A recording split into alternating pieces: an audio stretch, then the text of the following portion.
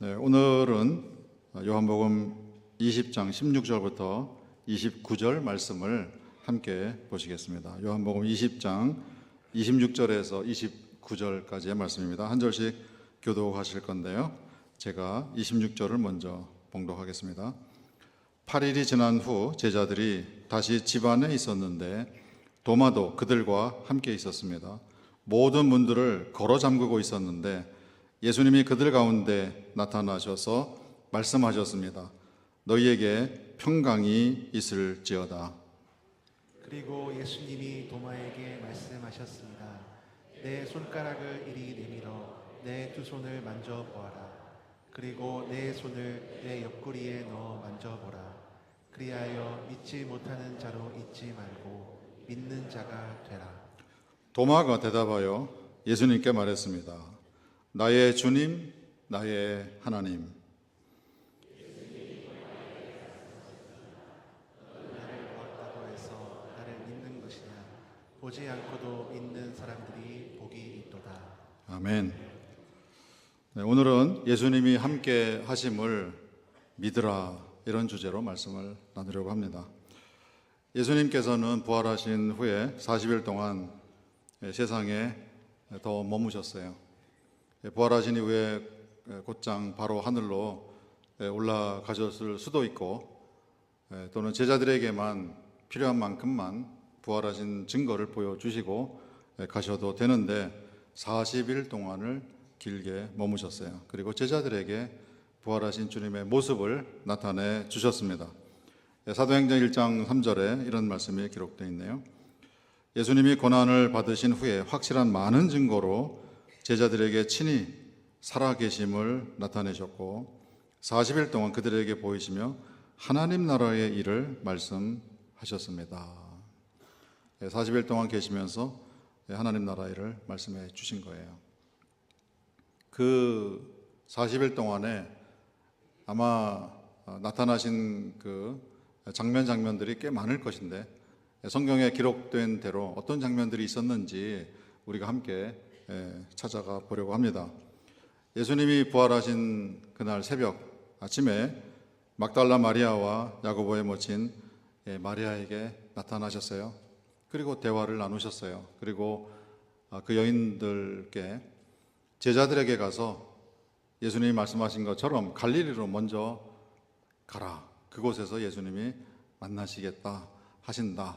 그런 소식을 전하도록 하셨습니다. 그 여인들이 제자들에게 가서 주님이 부활하신 것과 주신 말씀을 전달했어요. 그래서 11 제자가 갈릴리로 떠납니다. 갈릴리로 가서 예수님이 지시하신 산에 도착하여 예수님을 뵙고 경배했다, 이렇게 기록되어 있어요. 예수님께서 가라고 하신 그 산, 지시하신 산, 이 산이 어느 산일까? 우리가 구체적인 산의 이름은 밝혀지고 있지 않지만은 우리가 추측하건대 예수님께서 이 12 제자, 만나시는 11 제자를 처음 부르실 때에 산에 올라가셔서 12 제자를 선택하시다고요. 그 산이 아니었을까, 이렇게 생각하는 거예요. 12 제자를 부르셔서 3년 동안 공생의 사역을 시작하신 그 현장, 그리로 11 제자를 다시 부르신 것이에요. 그곳에서 제자들과 많은 대화를 나누시고 특별히 하나님의 나라를 주제로 또 대화를 나누셨던 것 같습니다. 그런데 그 기록에 기이한 내용이 같이 기록되어 있어요. 그런데 의심하는 자도 있더라. 부활하신 주님을 직접 만나 보고도 의심하는 자들이 있더라. 어떻게 그랬을까? 우리가 언뜻 생각하기에는 의심을 할 수가 없을 상황 아니었을까? 그런 생각이 드는데요. 아무튼 제자들 가운데 긴가민가 의심하는 사람이 있었다라는 사실을 슬쩍 우리에게 알려주십니다. 그 다음 장면에는 예수님이 엠마오로 가던 2 제자에게 나타나셨어요. 그 긴 길을 가시면서 함께 걸어가시는 거예요. 육신으로 이 땅에 계실 때처럼 같이 동행하면서 걸어가시는 거예요. 다만 예수님이 다른 모양으로 나타나셨다. 그렇게 기록하고 있습니다. 예수님이 아닌 모습으로 예수님인 줄 알아보지 못할 그런 모습으로 예수님이 나타나셨다. 그러나 긴 시간을 예수님이 같이 동행하시면서 구약에서 메시아에 대한 이야기들을 쭉 풀어서 설명해 주시고요. 그리고 때가 되어서 식사 자리로 같이 가셨어요. 그리고 예수님께서 그들과 식사를 같이 하십니다. 떡을 가지고, 빵을 가지고 감사를 하시는 거예요. 축사를 하신 다음에 그것을 떼어서 제자들에게 주니까 그제서 제자들의 눈이 열려서 예수님인 줄 알아보는 그 순간에 예수님은 사라지셨어요. 분명히 방금 전까지는 육신을 입고 이 땅을 사는 사람의 모습으로 그 먼 길을 같이 함께 걸으면서 대화를 나눴는데 예수님인 줄 알아보는 그 순간에 현장에서 예수님이 사라지시는 그런 모습을 보여주셨어요. 엠마오로 가던 두 제자가 예루살렘으로 돌아옵니다. 그리고 다른 제자들이 있는 곳으로 들어갑니다. 그 다른 제자들은 집 안에서 문을 걸어 잠그고 있었어요. 그러나 엠마오로 가던 이 두 제자가 합류해서 그들과 같이 대화를 나누고 우리가 엠마오로 가는 길에서 부활하신 주님을 만났습니다. 이런 얘기를 하는 거예요. 그 순간에 예수님께서 그들 가운데 서 계신 모습이 마치 예수님을 알아보는 순간에 예수님이 사라지신 것처럼 노크 한 적도 없고요. 내가 왔으니까 문 좀 열어달라 부탁하신 적도 없는데 느닷없이 그들 가운데 예수님이 서 계시는 그런 장면이 기록되어 있습니다. 그런데요, 거기에 있었던 제자들의 반응이 가관입니다. 갈릴리에 가서 11제자가 예수님을 직접 만나고 하나님 나라에 대한 설명도 듣고 대화도 나누고 물론 그 가운데 의심하는 사람도 있었지만은 그리고 다시 예루살렘에 돌아왔는데요. 예수님이 갑자기 그들 가운데 나타나셨는데 제자들의 반응이 유령이다 이렇게 반응을 한 거예요. 그래서 예수님이 하도 참 어이가 없으셨는지 유령은 살이 있느냐, 유령은 뼈가 있느냐, 유령은 그런 거 없어. 근데 나는 뼈도 있고 살도 있으니까 나를 만져보고 나를 믿으라 이런 말씀을 해 주셨어요. 그러시고 그렇게 말씀하신 다음에 생선 한 토막을 받으셔서 그들 앞에서 잡수시더라 이렇게 기록을 하고 있습니다. 생선도 드시는 살아계실 때 육신으로 계실 때의 모습과 진배가 없다, 그때 모습이랑 차이가 없다라는 것을 현장에서 제자들에게 확인시켜 주시는 그런 일을 하셨어요. 그 다음에 8일이 지납니다. 오늘 본문 우리가 읽은 그 장면이 8일이 지난 이후의 장면이에요. 도마와 대화를 한 거예요. 그런 다음에 예수님께서 디베리아 호수로 가십니다. 그 정도까지 예수님이 나타나시고 예수님과 만남을 가졌으면은 이 제자들이 확신을 가지고 받은 사명 위하여 이제는 일어서서 제자다운 모습으로 살아야 되는데 호수로 갑니다. 호수로 간다는 것은 이거는 아주 전문적인 수로예요. 이제 우리는 고기를 잡으러 가겠다. 고기를 잡던 어부들을 부르셔서 나를 따르라. 내가 너희를 사람 낚는 어부로 만들어 주겠다 해서 3년 동안 훈련을 시켜 주셨는데요. 우리가 고기 잡으러 가겠다 하는 것은 다시 어부직으로 돌아가겠다 그런 얘기가 됩니다. 3년 동안 예수님께 받은 그 훈련 다 어디 가고 다시 원대복귀 원래 본인들이 하던 그 일로 돌아가겠다.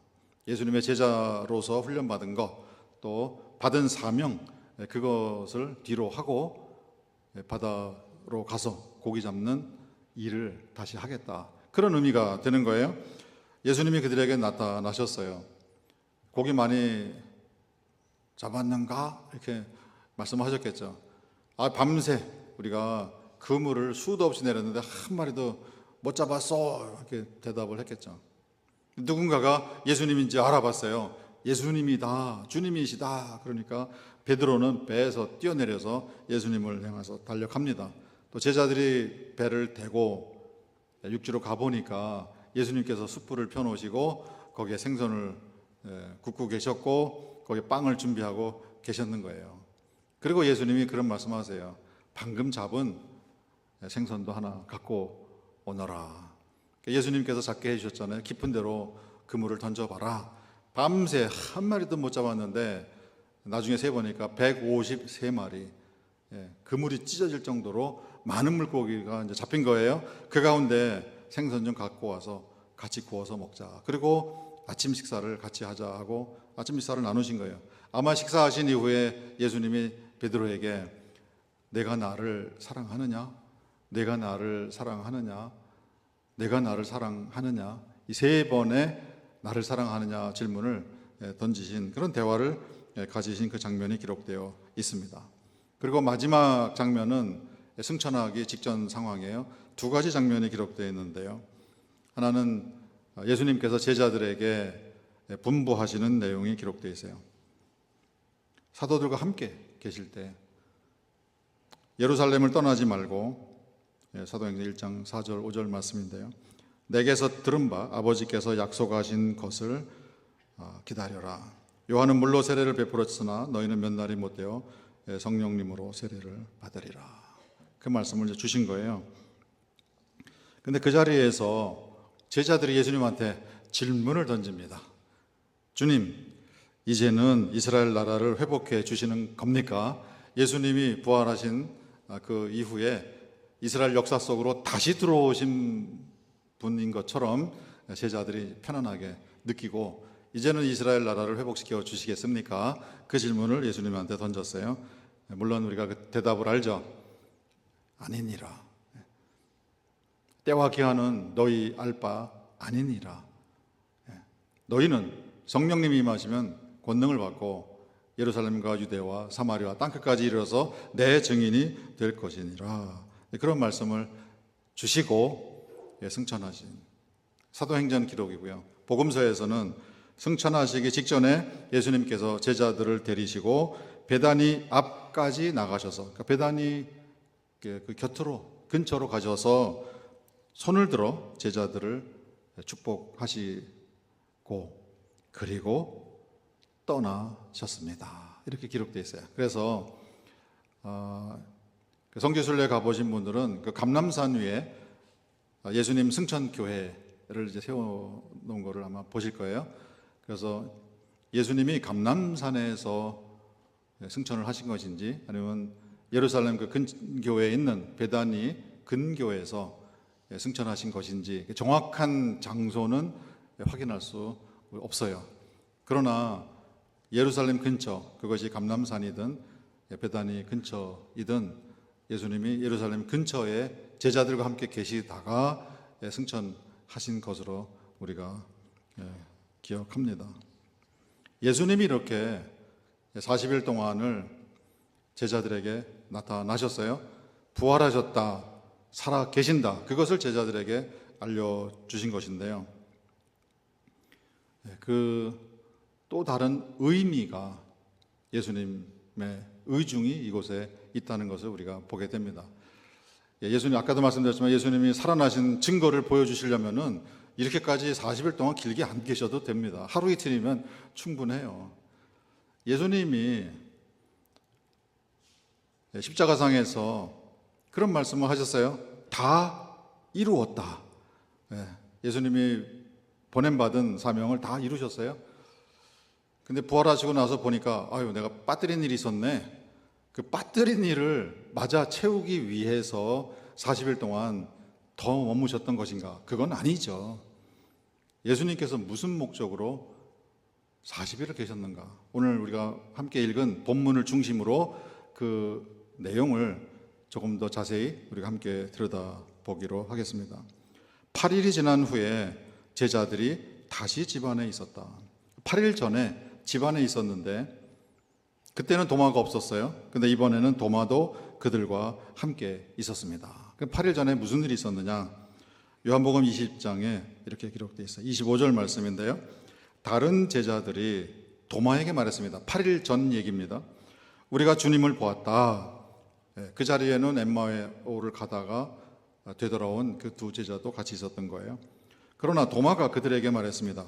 내가 예수님 손의 못자국을 확인해 보고 내 손가락을 그 못 자국에 넣어 보고 내 손을 예수님 옆구리에 넣어 보지 않고는 나는 못 믿겠다. 예수님이 부활하신 사실, 예수님이 살아 계시다라는 사실 못 믿겠다. 그런 말을 했습니다. 그들은 모든 문들을 걸어 잠그고 있었어요. 8일 전에도 모든 문들을 걸어 잠그고 있었고 8일 후에도 모든 문들을 걸어 잠그고 있었어요. 왜? 무서우니까. 뭐가 무섭느냐? 잡히면 죽는다고 생각했으니까. 예수님이 부활하신 후에요, 유대 종교 지도자들이 군인들을 매수합니다. 그리고 제자들이 예수님의 시체를 도둑질해 갔다고 그렇게 말을 해달라. 그래서 예루살렘에 있는 모든 시민들이 다 그런 줄 알고 있었던 거예요. 가짜 뉴스죠. 그런 마당에 제자들이 발각되면은요, 예수님의 시체를 도둑질해 가놓고 가짜 뉴스를 전하는 그런 사람들이다라고 이들을 붙들어서 죽일 그런 살벌한 분위기가 있었다라는 것을 우리에게 알려주는 거예요. 제자들이 집 안에서 문을 꽉 틀어 잠그고 그 안에 있었던 거예요. 8일 전에도 그랬고 8일 후에도 그랬고. 그런데 그런 두려움에 사로잡혀 있었던 제자들에게 예수님이 그들 가운데 나타나셔서 말씀하십니다. 너희에게 평강이 있을지어다. 어떻게 이런 상황에서 평강을 말씀하시나. 이 분위기를 아시면서 우리가 지금 이 상황에서 두려움으로 사로잡혀 있고 평강을 말할 수 없는 그런 상황인 것은 주님도 아시지 않습니까? 그런데 우리에게 평안하라, 안심하라, 어떻게 이런 말씀을 선포하십니까? 라고 제자들이 반응할 수도 있을 그런 상황에 지금 예수님이 평강을 선포해 주셨어요. 그런 다음에 예수님이 도마에게 말씀하십니다. 도마가 사용했던 용어, 도마가 말했던 그 표현 그대로 예수님이 말씀하세요. 내 손가락을 이리 내밀어서 내 두 손을 만져보라. 내 손에 있는 못자국을 만져보라. 그런 말씀이시죠. 그 다음에 그리고 내 손을 내 옆구리에 넣어서 만져보라. 이렇게 말씀하세요. 도마가 한 그대로 말 그대로 내가 내 손을, 내 손가락을 예수님의 손에 못자국 거기에 넣어보지 않고서는, 옆구리에 넣어보지 않고서는 내가 못 믿겠다 했는데요, 예수님이 넣어보라. 뭘? 내 손가락을 넣어보라. 도마가 사용한 용어 그대로 말씀을 하시는 거예요. 그리고 말씀하십니다. 그리하여서 믿지 못하는 자로 있지 말고 믿는 자가 되라. 예수님이 살아나셨고 살아 계시다라는 사실을 믿는 자가 되라. 도마가 확인을, 예수님의 그 말씀을 듣고요, 그렇게 말합니다. 나의 주님, 나의 하나님이시여. My Lord, my God. 나의 하나님이시여. 그냥 고백이 그냥 나오는 거예요. 다시 예수님이 도마에게 말씀하십니다. 너는 나를 보았다고 해서 나를 믿는 것이냐? 보지 않고도 믿는 사람들은 복이 있도다. 이 보지 않고도 믿는 사람들이 누굴까요? 저와 우리 성도님들을 예수님이 염두에 두시고 말씀하신 거예요. 왜 그렇습니까? 이미 11제자들은 또 엠마오로 가다가 돌아온 이 두 제자들, 이들은 예수님이 살아나신 걸 봤잖아요. 그런데 나를 보지 않고 믿는 자들, 이 11제자 또 엠마오로 가다가 돌아온 이 제자들은 해당 안 되는 거예요. 보지 않고 믿는 자들, 우리 장로님들, 우리 권사님들, 우리 성도님들, 여기 계신 분들, 우리를 예수님이 염두에 두시고 말씀을 주신 것이구나. 우리에게 해당되는 말씀을 제자들 앞에서 하신 것이구나. 그것을 우리가 확인하게 됩니다. 믿지 못하는 자로 있지 말고 믿는 자가 되라.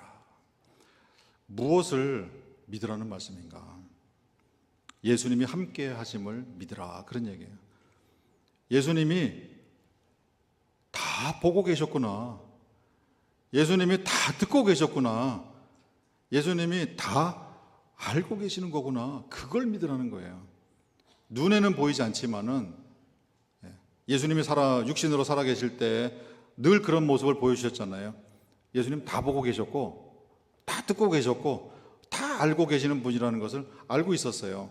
다만 제자들의 눈이 가려워서 보지 못했을 뿐이에요. 근데 예수님이 돌아가셨어요. 예수님이 부활하셨다고 하는데 나타나신 예수님 보고 유령이다라고 얘기하고 육신으로 계실 때와 같은 그 느낌을 갖지 못하는 거예요. 그런데 예수님께서 제자들의 의식 속에 각인을 시켜주는 거예요. 육신으로 있을 때와 똑같다. 다른 거 하나도 없다. 내가 다 보고 있고 내가 다 듣고 있고 내가 다 알고 있다. 그것을 믿으라. 그런 얘기예요. 사도 바울이 다메섹으로 가던 길에 예수님을 만납니다. 사도 바울은 도마처럼 의심하는 수준이 아니었었어요. 예수님이 부활하시고 예수님이 살아계시다 이 얘기를 하는 사람들을 예수님이 부활하셨어 다시 살아나시고 살아계셔 그렇지 않을 거야 의심하는 수준이 아니고요. 그렇게 말하는 사람들은 죽여야 돼. 이건 거짓을 전하는 사람들 죽여야 돼. 그렇게 열정을 가지고 예수님의 제자들을 그런 말을 하는 사람들을 잡아 죽이던 사람이에요. 사도행전 9장에 다메섹으로 요즘에 다마스커스죠. 예수님의 제자들 예수님이 살아나셨다 살아계신다라고 주장하는 사람들을 잡아서 죽이려고 다마스커스로 가던 길에 예수님이 나타나십니다. 그때는 이제 사울이었을 때죠. 사울이 길을 가는데 다메섹에 가까이 이제 갑니다. 그때 호련히 갑자기 하늘로부터 빛이 그를 둘러 비춥니다. 땅이 엎드러져 들으니까 하늘에서 소리가 나는 거예요. 사울아 사울아 내가 어찌하여 나를 핍박하느냐. 그러니까 사울이 대답합니다. 주님 누구이십니까? 예수님이 나는 내가 핍박하는 예수라 말씀하세요. 사도 바울은요 이 구약의 신학자입니다. 그러면은 정오 무렵에 하늘로부터 강력한 빛이 비추는 것이 무슨 현상인지를 누구보다도 사도 바울은 잘 알아요. 일반인들은 잘 모를 수 있지만은 사도 바울은 즉각적으로 알았어요. 이것은 신현 theophany 신께서 나타나시는 현상이구나라는 것을 알았어요. 알고 그냥 밍숭맹숭이 있습니까? 그것을 안 사울의 입장에서는요 땅에 엎드러져 이 표현이 그냥 신이 나타나시는구나. 내가 뭐 우마차를 타고 가든 뭐 말을 타고 가든 뭘 타고 가든 내려서 경배해야지 어슬렁어슬렁 대면서 그 동작을 취한 게 아니다라는 거예요. 이 땅에 엎드러져 이 표현은요 즉각적으로 즉각 반응을 보이는 거예요. 신이 나타나시는구나. 그 압도당하는 거 이루 말할 수 없습니다. 막달라 마리아와 요셉의 어머니 마리아가 예수님의 무덤에 들어갔을 때요 청년이 있었어요. 영적인 존재예요. 그 청년이 여인들에게 무서워하지 마세요. 나 해치러 온 거 아닙니다. 우리 좋은 사람입니다. 좋은 천사입니다. 아무리 얘기를 해도 이 여인들이 벌벌 떨었어요. 왜? 영적인 존재이기 때문에. 아마 이 사도 바울 사울이었을 때 신께서 나타나셨다는 것을 즉각적으로 깨닫는 그 순간에 아마 본인은 사시나무 떨듯이 떨었을 거예요. 그리고 땅 바닥으로요 엎드린다는 것은 이렇게 엎드리는 거예요. 가끔 이제 그 고대 시대를 배경으로 영화를 보시면 사극이나 이런 걸 보시면요 바닥에 쫙 엎드린다고요. 엎드린 거 그거예요. 즉각적으로 엎드린 거예요. 신이 나타나시는구나. 그리고 가슴으로 그냥 어마어마한 충격과 그런 이제 긴장감을 느끼면서 하늘로부터 소리가 들려오길 기다리는 거죠. 근데 소리가 납니다. 드디어 사울아 사울아 어찌하여 네가 나를 핍박하느냐. 그 음성은 어떤 톤으로 말씀하셨을지 우리는 재생할 수가 없어요. 아마 사도 바울 사울의 입장에서는 정신이 다 빠져나가는 그런 체험이었을 것 같아요. 그러니까 그 다음에 질문하는 것이 도무지 이게 말이 성립이 안 되는 그런 말을 하는 거예요. 주님 불렀어요. 사도 바울이 주님이라고 한 것은 여호와 하나님을 말합니다. 여호와 하나님이시여 누구십니까? 말 됩니까? 아니 여호와라며 주님이라며 누구시냐는 말은 또 뭡니까? 그럴 정도로 혼비백산했구나, 사도 바울이. 그런 장면을, 그런 사도 바울의 상태, 영적인 상태, 심리 상태를 그렇게 이제 그 말 속에 전달해 주는 거예요. 주님, 여호와여, 니시오니이까.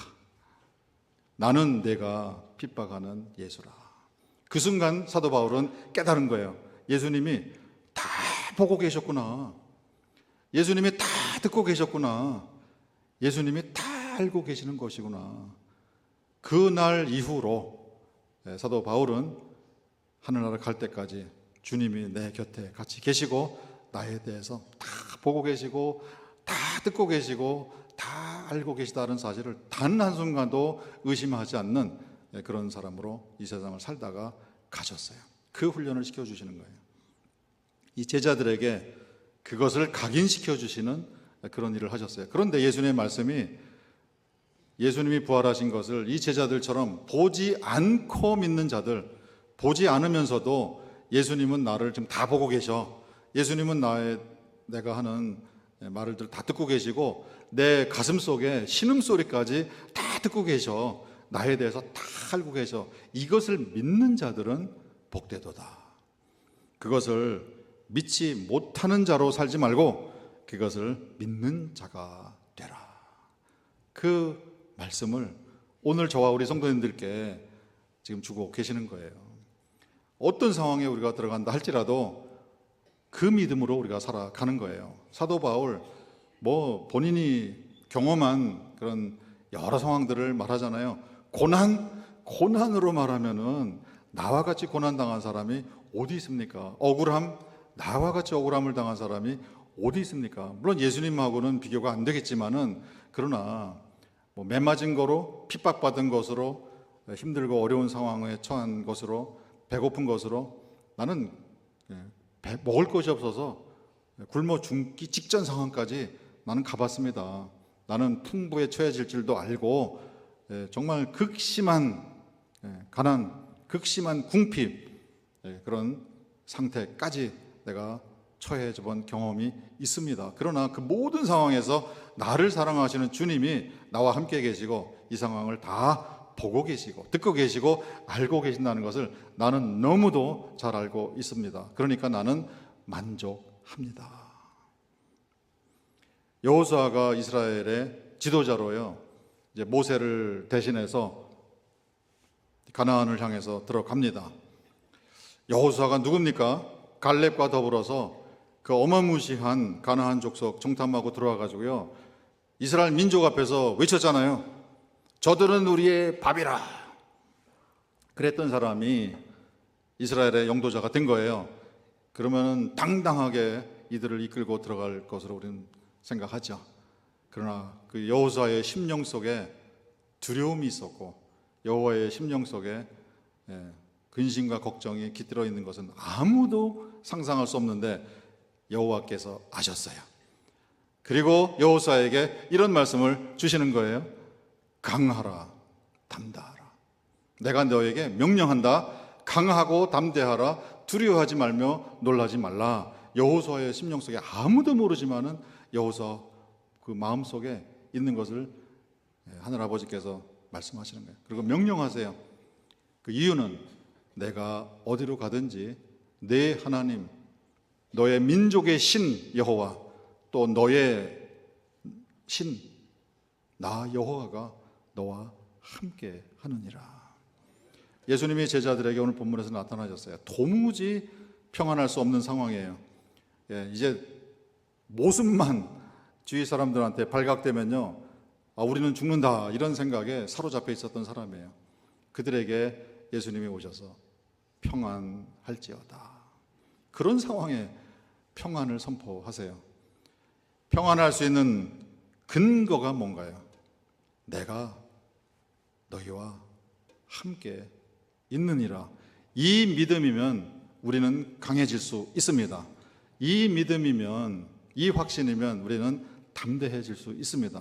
어떤 상황이 우리에게 온다 할지라도 우리는 두려워하지 않고, 우리는 놀라지 않고, 우리는 그 안에서 평안을 누리고 항상 기뻐하고 범사에 감사한 그런 삶을 우리가 살아낼 수 있어요. 예수님이 나와 함께 계십니다. 예수님이 다 보고 계십니다. 예수님이 다 듣고 계십니다. 예수님이 다 알고 계십니다. 이 믿음이 우리를 일어나게 하고요. 이 믿음이 세상을 이기게 하고 어떤 상황이 몰려온다 할지라도 폭풍우가 우리를 덮친다 할지라도 그 안에서 찬송하고 그 안에서 기쁨을 말하고 그 안에서 감사를 노래하는 그런 삶을 우리가 살아갈 수 있을 것으로 확신합니다. 우리 세움교회 하늘아버지의 자녀들 삶의 모습이 그런 모습이 되기를 주님의 이름으로 축원드립니다.